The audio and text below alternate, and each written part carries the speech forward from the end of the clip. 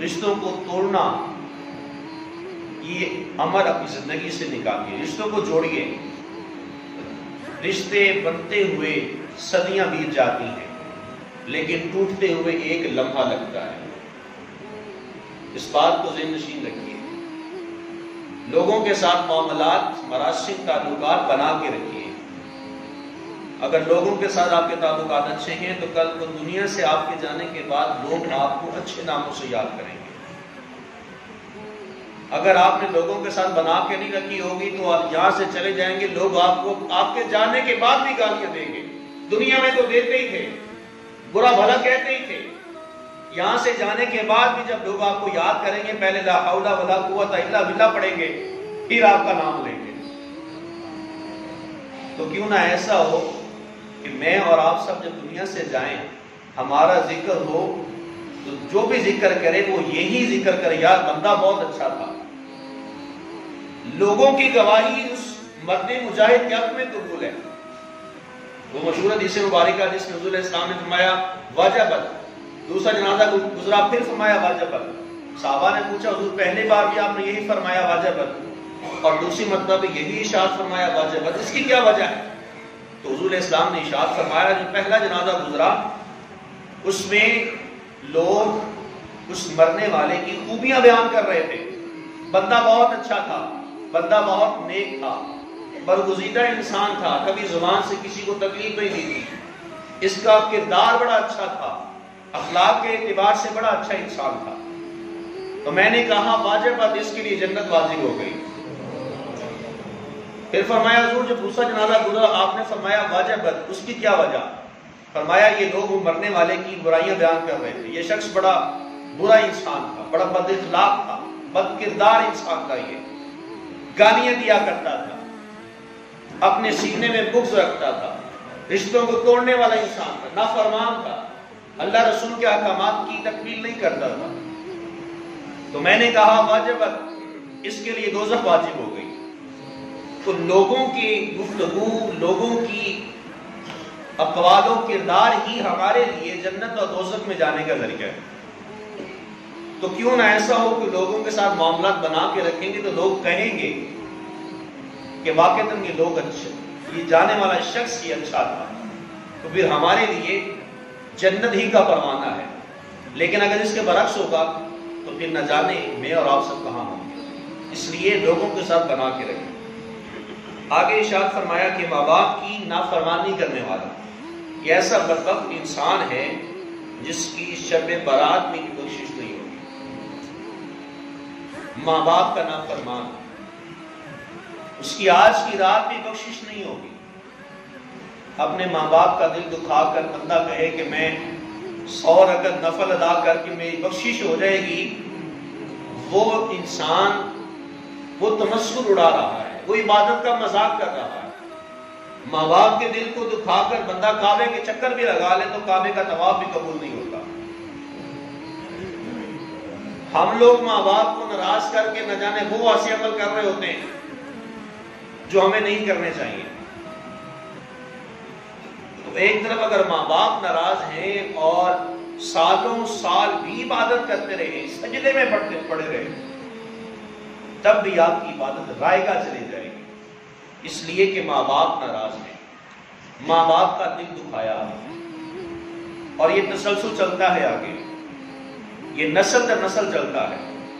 آج اگر میں نے اپنے ماں باپ کا دل دکھایا، کل کو آپ کی اولاد، کل کو میری اولاد میرا دل دکھائے گی، پھر یہ تسلسل چلتا رہے گا، یہ رکنے والا نہیں ہے۔ اس پہ بند باندھنا ہے تو میں نے اور آپ نے خود باندھنا ہے، یہاں سٹاپ لگانا ہے تو میں نے اور آپ سب نے لگانا ہے۔ میرا اپنے ماں باپ کے ساتھ رویہ کیا ہے، آپ کا اپنے ماں باپ کے ساتھ رویہ کیا ہے، یہ چیزیں میں نے اور آپ سب نے اس بات کا تعین کرنا ہے۔ تو ماں باپ کی نافرمانی کرنے والا انسان، اس کی آج کی رات میں بخشش نہیں ہوگی۔ ماں باپ کی خدمت، ماں باپ کا ادب، ان کی عزت، ان کا مقام و مرتبہ یہ پہچانیے۔ ماں باپ ہوتے کون ہیں؟ ماں بیمار پڑی ہو، بندہ کہتا ہے میں اپنے پیر صاحب سے ملنے جا رہا ہوں۔ بھائی پیر صاحب سے ملنا بجا ہے، بزرگ شخصیت ہے، لیکن ماں گھر میں بیمار پڑی ہے، ماں کے علاج کے لیے پیسے نہیں ہیں، اور بیٹا قرض لے کے پیر سے ملنے کے لیے جا رہا ہے۔ بات کڑوی ضرور ہے، میرا عقیدہ اور نظریہ اہل سنت و جماعت ریلی مقت فکر والا ہے، بات کڑوی ہے اور سچی بات کر رہا ہوں آپ سے میں۔ ماں باپ کو چھوڑ کر لوگ پیروں کے درباروں میں جا رہے ہوتے ہیں، ماں باپ کی خدمت تو کرو پہلے، گھر میں جو بڑے پیر موجود ہیں ان کی خدمت تو کرو پہلے۔ دونوں کا مقام اپنا ہے، میں کسی چیز کو ڈینائی نہیں کر رہا، انکار نہیں کر رہا کہ درباروں میں نہ جائیں، الحمدللہ میں خود مزارات اولیاء پہ حاضری دیتا ہوں، لیکن آپ کو ایک بتا رہا ہوں کہ میں اور آپ کیا کرتے ہیں۔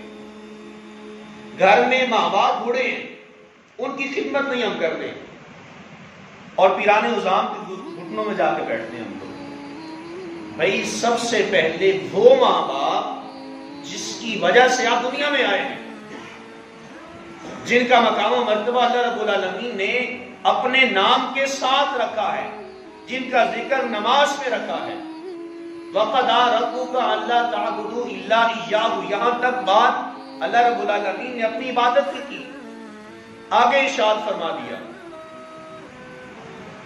ماں باپ کے ساتھ احسان کرو۔ بھائی اللہ رب العالمین کی عبادت ہے، اور درمیان میں ماں باپ کا ذکر کیوں؟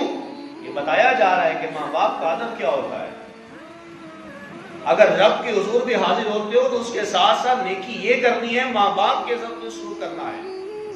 ایک طرف خالق کی عبادت اور ساتھ ہی مخلوق خدا میں سب سے افضل ترین لوگ، نفوس قدسیہ، والدین، اللہ رسول کے بعد سب سے بڑا مقام والدین کا ہے، ان کی خدمت، ان کے ساتھ احسان، اس کو رکھا۔ تو فرمایا آج کی رات اگر کوئی ایسا بدبخت انسان ہے جو اپنے ماں باپ کا نافرمان ہے، ماں باپ کی بے ادبی کرنے والا ہے، اس کی آج کی رات بھی بخشش نہیں ہوگی۔ یہ رات آنے والی ہے، اس رات کو شب بیداری کا اہتمام کیجئے۔ جو خامیاں میرے اور آپ کے اندر موجود ہیں، جن جن گناہوں کی چکی میں ہم لوگ پس رہے ہیں، کسی بھی جرم کے عادی مجرم ہیں ہم لوگ، کوئی بھی ایسا عمل ہے جو ہم سے چھوٹ نہیں رہا، اس رات کے آنے سے پہلے سچی توبہ اللہ رب العالمین کے حضور مانگ لیجئے، وگرنہ جتنی مرضی عبادت کر لیں گے عبادت قبول نہیں ہوگی جب تک ان گناہوں سے سچی توبہ نہیں ہوگی۔ سچی توبہ کیا ہے؟ آخری بات سماعت کیجیے۔ حضرت معاذ بن جبل رضی اللہ تعالیٰ عنہ آپ سے پوچھا گیا کہ آپ یہ بتائیے کہ توبۃ النصوح کسے کہتے ہیں؟ فرمایا توبۃ النصوح ایسی توبہ جس کے بعد بندہ گناہ نہ کر سکے، گناہوں سے ایسے نکل جائے جس طرح سے مکھن میں سے بال نکالا جاتا ہے۔ اور ایک اور مثال مفسرین نے یہاں یہ دی ہے کہ بندہ گناہوں سے اس طرح نکل جائے جس طرح سے دودھ بھینس کے تھنوں میں واپسی نہیں جا سکتا، اسی طرح سے اس بندے سے دوبارہ گناہ ہونا بھی محال ہو، کبھی گناہ کر ہی نہ سکے، اس توبہ کو توبۃ النصوح کہا جاتا ہے۔